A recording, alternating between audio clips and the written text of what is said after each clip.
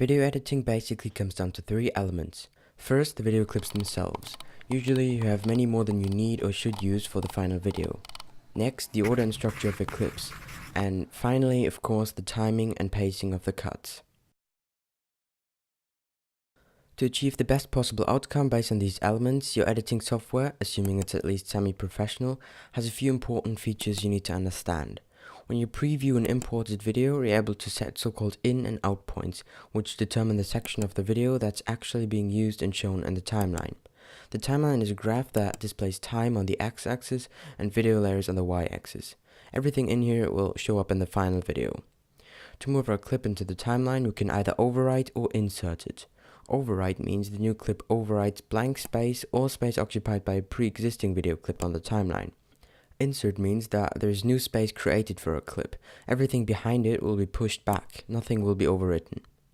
The last important function is called trimming. It essentially means readjusting the in and out points of a clip on the timeline.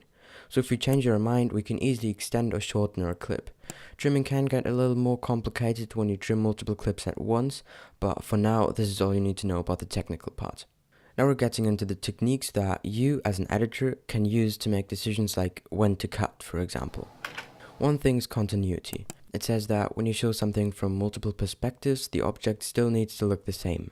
To pull in one clip after another without making continuity mistakes requires some experience, but it should be the first thing to look after when making your rough cut, which is basically the first version of your cut.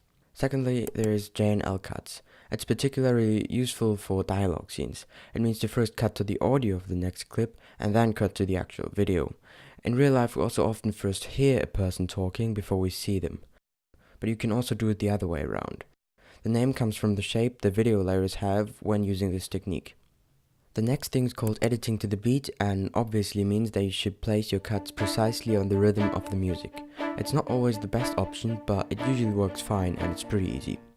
Last but not least, there's cutting on action, which means what it says.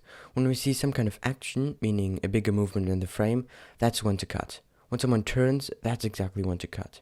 When someone hits another person, that's exactly when to cut. This is a really powerful technique since you usually want your cuts to be invisible, meaning unnoticed by the audience. When you use this technique, the viewer is distracted by the sudden action and the brain blends out any quick change of perspective. That's just my theory though. And finally, whenever you're editing something, make it as short as possible in order to keep your audience interested, except you have a really good reason to show certain shots longer. Okay, this has been a lot of information about the basics of editing, but I hope it helps. Thanks for watching.